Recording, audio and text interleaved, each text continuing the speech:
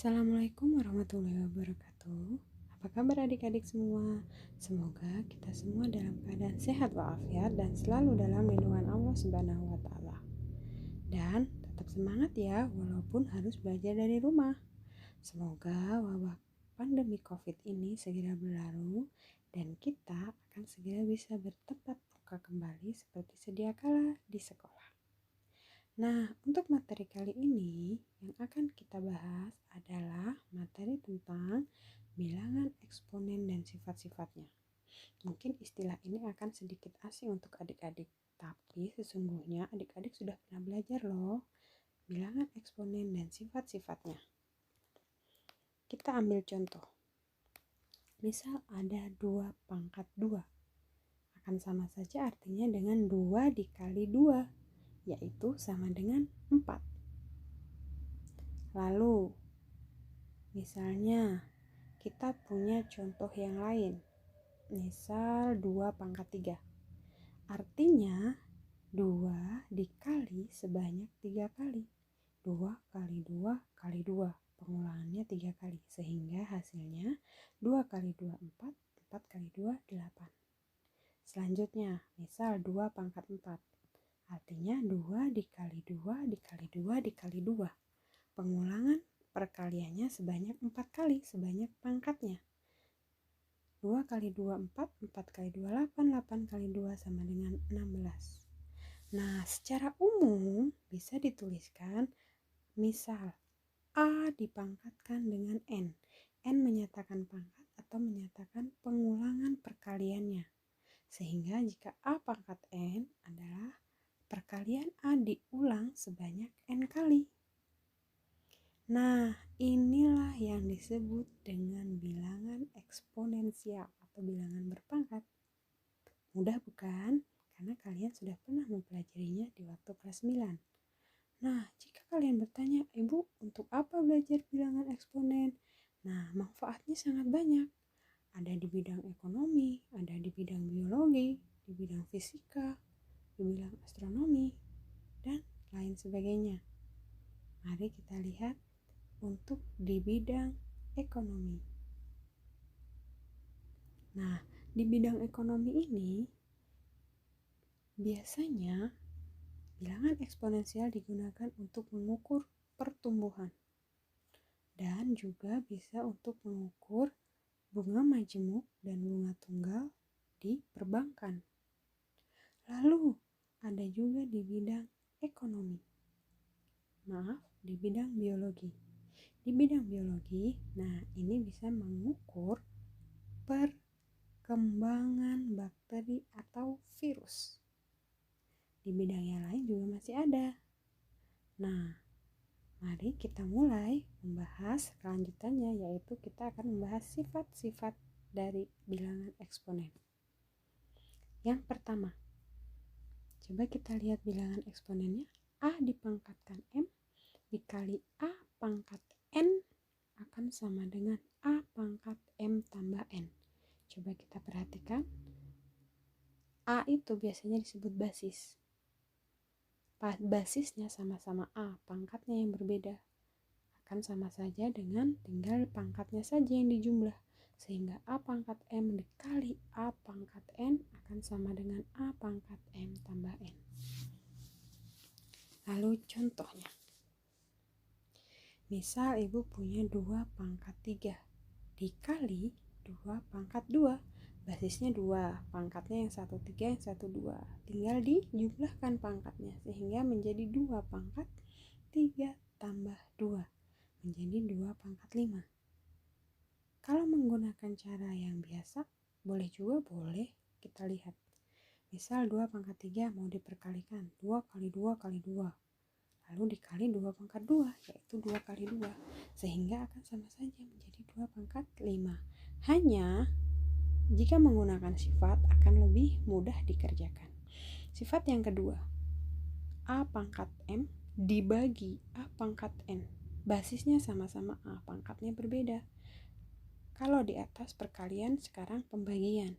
Nah, kalau pembagian, pangkatnya menjadi dikurangi, sehingga A pangkat M dibagi A pangkat N akan sama dengan A pangkat M dikurangi N.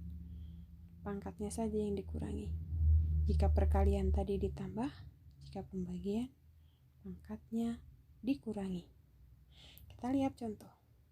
2 pangkat 4 dibagi 2 pangkat 3. Basisnya sama-sama 2. 2 pangkat 4 bagi 2 pangkat 3 seperti tadi berarti hanya pangkatnya yang dikurangi, sehingga 2 pangkat 4 kurangi 3 yaitu 2 pangkat 1. 2 pangkat 1 ya 2. Atau mau langsung dipangkatkan dulu cara biasa.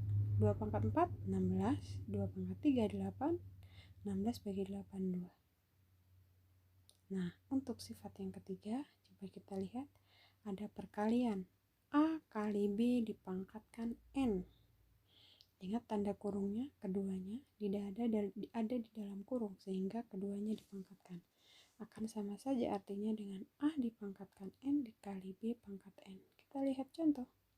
4 kali 3 dipangkatkan 2. Artinya 4-nya dipangkatkan 2, lalu dikali dengan 3 dipangkatkan 2. 4 pangkat 2 16, 3 pangkat 2 9. Hasilnya 16 kali 9 sama dengan 144. Dengan cara yang langsung juga boleh. 4 kali 3 dikalikan dulu yang di dalam baru dipangkatkan juga boleh. 12 pangkat 2 juga hasilnya pasti sama. Nah, untuk sifat yang keempat, ya A per B di dalam kurung dipangkatkan N. Artinya A-nya dipangkatkan N, pembilang penyebutnya juga harus dipangkatkan N. Di mana penyebutnya atau B-nya tidak boleh sama dengan 0. Contoh, 4 per 3 dipangkatkan 2.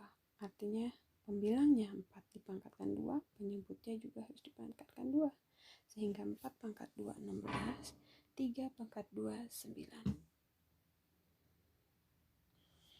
Nah, sifat selanjutnya, sifat yang kelima yaitu A pangkat M dipangkatkan N, bilangan berpangkat yang dipangkatkan, sehingga menjadi A pangkat M kali N, hanya pangkatnya saja yang dikalikan.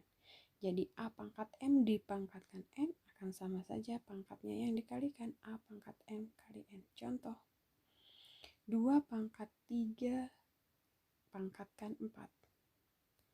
Artinya pangkatnya saja dikali 2 pangkat 3 kali 4, sehingga 2 pangkat 12. Selanjutnya sifat yang kelima adalah A pangkat 0 sama dengan 1. Di mana A tidak boleh sama dengan 0. Maksudnya apa? Seluruh bilangan bulat asal tidak 0 jika dipangkatkan dengan 0 hasilnya 1. 2 pangkat 0 1, 3 pangkat 0 1, 10 pangkat 0 1, sejuta pangkat 0 1, X pangkat 0 1, Z pangkat 0 1. Selanjutnya yang ketujuh. Nah, ini ada A pangkat negatif N. Akan menjadi, coba lihat, jika dijadikan bentuk per sehingga pangkatnya yang tadinya negatif karena diper jadi positif. A pangkat negatif N akan sama dengan 1 per A pangkat N. Contoh, 2 pangkat negatif 3 akan sama dengan 1 per 2 pangkat 3. Negatifnya hilang. Nah, nomor 8 sama kebalikannya. Jika 1 per A pangkat negatif N dirubah menjadi tidak bentuk per, ke atas kan, sehingga menjadi yang pangkat negatif jadi positif. Jadi 1 per A pangkat negatif N sama dengan A pangkat N, dimana tetap penyebut tidak boleh 0. 1 per 2 pangkat negatif 3 sama dengan 2 pangkat 3. Pangkat dari bawah negatif pindah ke atas menjadi positif. Bentuk per menjadi bentuk yang bukan per, pangkatnya saja jika negatif jadi positif. Latihan soal, mari kita bahas. Nomor 1. Pertama, 3A pangkat negatif 1. Coba lihat. Ingat, 3A pangkat negatif 1 bentuknya seperti yang rumus mana? Dan 3A-nya di dalam kurung ya, artinya keduanya dipangkatkan. Yes, mirip dengan sifat ini. A pangkat negatif N sama dengan 1 per A pangkat N. Sehingga 3A pangkat negatif 1 berubah menjadi 1 per 3A pangkat positif 1. 3A pangkat 1 sama saja dengan 3A, sehingga 1/3A. Yang kedua, 3A pangkat negatif 1. Apa bedanya dengan yang atas? Kalau yang atas ada kurungnya, artinya 3-nya juga dipangkatkan, satu paket 3A. Kalau yang bawah hanya A-nya saja yang dipangkatkan. Sehingga rumusnya 3 dikali 1/A, yang A pangkat negatif 1 jadi 1/A, sama dengan 3 kali 1/A menjadi 3/A. Mudah bukan? Selanjutnya, X pangkat 2 dikali X pangkat 5 sama dengan aturan yang mana ini? Aturan yang pangkatnya tinggal dijumlahkan. Itu tanda titik artinya perkalian. Nanti kalian akan sering ada yang antar titik, ada yang tidak, ada perkalian, sama saja. X kuadrat dikali X pangkat 5 artinya berarti X pangkat 2 tambah 5, X pangkat 7, menggunakan aturan yang di samping.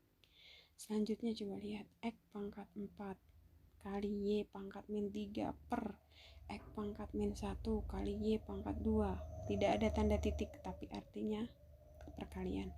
Ini boleh kalian pisah, X dengan X, Y dengan Y. Jadi X pangkat 4 per X pangkat min 1, Y pangkat min 3 per Y2, Y pangkat 2. Menggunakan sifat itu hingga diperoleh, ingat, basisnya sama-sama X, tinggal pangkatnya dikurangi, sehingga X pangkat 4 dikurangi negatif 1. Yang Y pangkat min 3 dikurangi 2, pangkatnya yang dikurangin. 4 min 1 pangkatnya menjadi 4 tambah 1. Yang Y pangkat min 3 min 2. X pangkat 4 tambah 1 menjadi X pangkat 5. X min 3 min 2 jadi X pangkat min 5. Atau bisa juga dengan cara yang itu. Coba lihat dengan rumus yang 1/A pangkat min N. X pangkat 4 bawahnya X pangkat min 1 tinggal dipindah, X pangkat min 1 jadi positif X pangkat 1. Yang atas tetap Y pangkat min 3, yang bawah Y pangkat 2 pindah, sehingga yang pangkatnya negatif jadi positif, yang di bawah jadi di atas, pokoknya tandanya berubah. Lalu menggunakan aturan perkalian seperti biasa, X pangkat 4, X pangkat 1 jadi X pangkat 4 tambah 1, yang Y pangkat min 3 kurangi 2 menjadi Y pangkat min 5. Nah, sampai di sini pertemuan kita hari ini. Semoga bermanfaat, bisa dipahami. Sampai jumpa di pelajaran selanjutnya. Thank you and stay home. I love you. Jangan lupa subscribe.